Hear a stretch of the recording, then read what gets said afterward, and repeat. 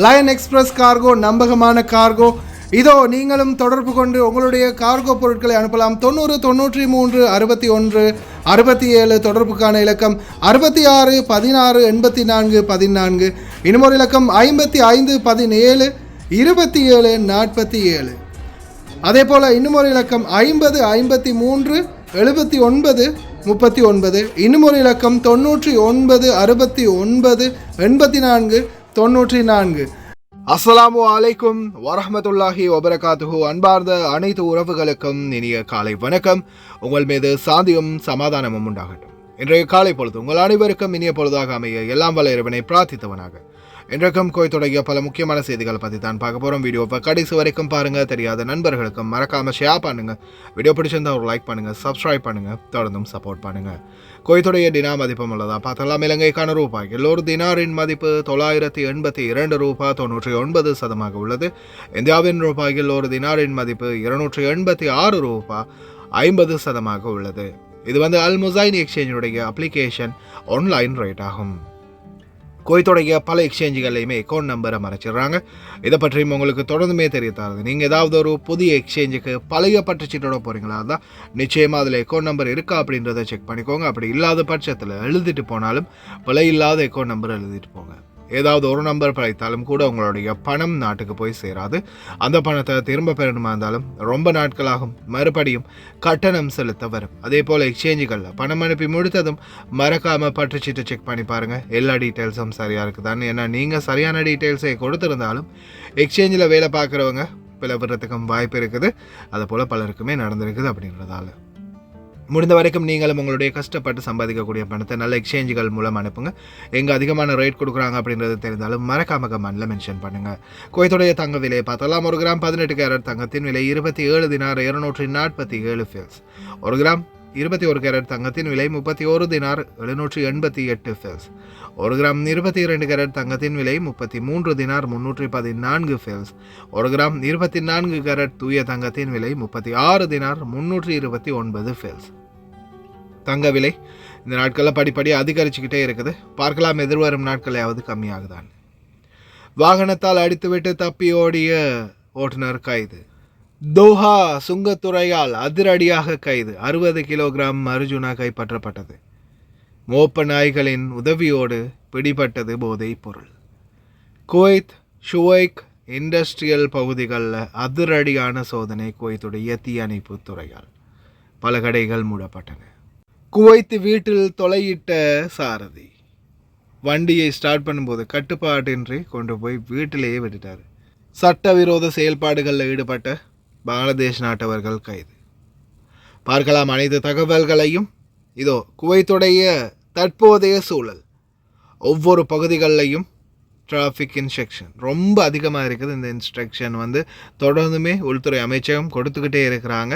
அப்படி இருந்த போதிலும் எவ்வளோ கட்டுப்பாடாக கொண்டு வந்தாலும் டிராஃபிக் ரூல்ஸை வாகன நெரிசல்ன்றது குவைத்தில் என்றைக்கும் அதே நிலைமையிலே தான் இருக்குது.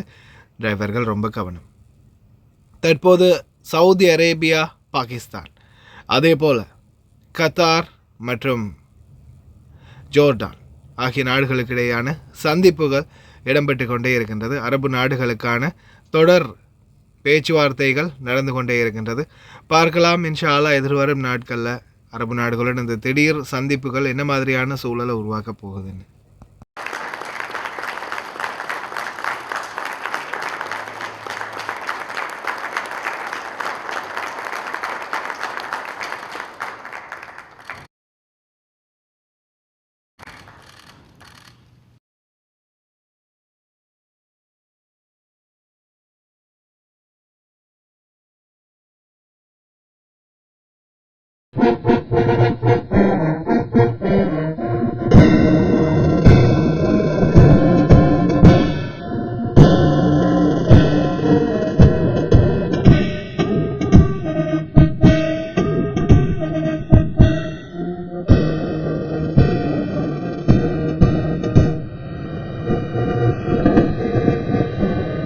கட்டுப்பாட்டை இழந்து சடனாக வீட்டு முன் நிறுத்தப்பட்டிருந்த வண்டி நேராக குவைத் வீட்டு சுவரை பதம் பார்த்துள்ளது. டிரைவர் எந்த நாடு அப்படின்றது தெரியலை. இதோ சிசிடிவி காட்சிகளின் அடிப்படையில் வண்டியை ஸ்டார்ட் பண்ணியிருக்கிறாரு. ஒருவேளை கண்ட்ரோல் இல்லையோ தெரியலை, சடனாக போய் அப்படியே அந்த வீட்டு சுவரில் மோதிட்டார். நல்ல வேலை இதே ஒரு எக்ஸ்பென்சிவான வாகனத்திலேயோ அல்லது யாருடையாவது உயிருக்கு ஆபத்தாக இருந்தால் மிகப்பெரிய பிரச்சனைகளை சந்திக்க நேர்ந்திருக்கும். எது எப்படியோ அவருக்கும் எந்த ஒரு காயமும் இல்லை. செவத்தில் முட்டினதால் நார்மலான டேமேஜ் தான். எது எது எது பாதிக்கப்பட்டிருந்தாலும் ஓகே, ஏதாவது பண்ணிடலாம். ஆனால் உயிர்கள் போயிருந்தா தயவு செய்து கவனம் வாகன சாரதிகள். من اللي قالك شغل السيارة؟ لحظة طالع لي، من اللي قالك شغل السيارة؟ عشان نفهم، من اللي قالك شغل السيارة؟ من اللي نخال الحمولة هذه المتر شوف يعني شوف يا جماعة، شوف داخل بيت البيضاء. شوف ما ادري مسير عليهم بالصالة، دش عليهم بالصالة بعد ولا غرفة النوم؟ ها؟ دش عليهم بالصالة ولا غرفة النوم بعد؟ شوف خليه يوصل المطبخ. اوصل المطبخ، روح غسل. شوف شديد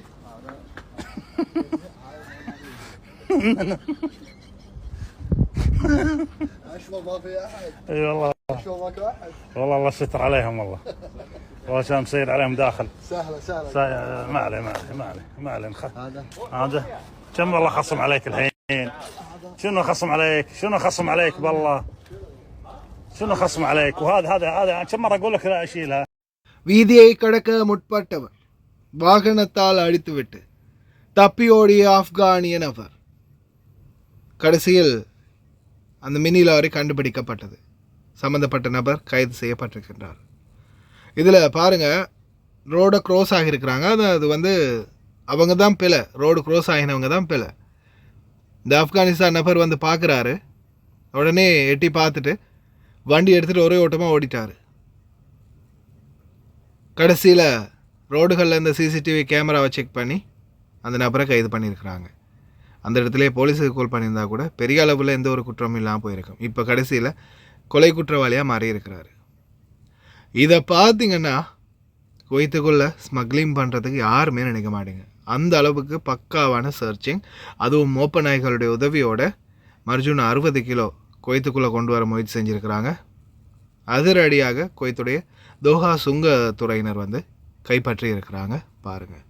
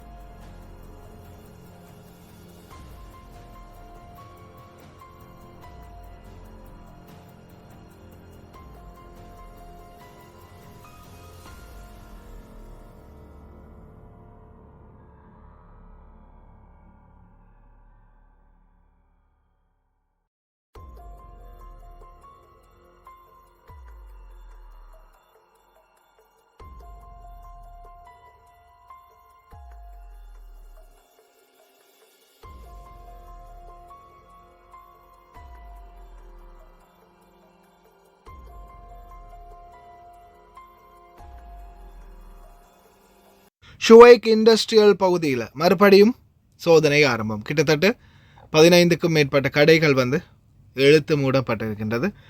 தீ தடுப்புக்கான சரியான பாதுகாப்பு பேணாத வியாபார தலங்களுக்கு சீல் வைக்கப்படும் அப்படின்னு தீயணைப்புத்துறை தெரிவிச்சிருக்கிறாங்க.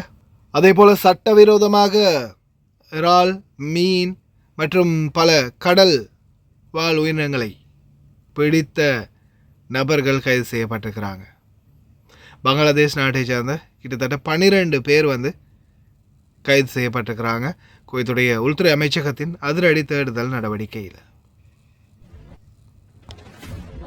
لا أحد فوق القانون، هذا ما تؤكده وزارة الداخلية دائما. وقد تمكنت القطاعات المعنية من ضبط 12 مخالفة من الأعمال السائبة والمتغيبة داخل مخيم مملوك لضابط من منتسبي وزارة الداخلية. المخيم كان يستغل لإيواء المتسللين الذين يقومون بقطع شباك محمية الشيخ صباح الأحمد الصباح رحمه الله والدخول إليها باستخدام دراجات برية حاملين معدات صيد غير مشروعة لصيد الأسماك والربيان في جون الكويت. وقد أسفرت العملية عن العثور على 20 عدة صيد. وكشفت التحريات أن المخالفين كانوا ينقلون الصيد وبيعه في مطعم تعود ملكيته للضابط نفسه. وتشدد وزارة الداخلية على أنها ستقوم بإبعاد المخالفين إداريا عن البلاد واتخاذ الإجراءات القانونية بحق الكفلاء وإغلاق ملفات الشركات المخالفة بشكل نهائي مع إحالة الضابط إلى الجهات المختصة لاتخاذ العقوبات الانضباطية والإدارية بحقه. وتؤكد الوزارة أن هذه الإجراءات ترسخ هيبة القانون وتردع كل من تسول له نفسه التستر على المخالفات وأن حماية أمن البلاد.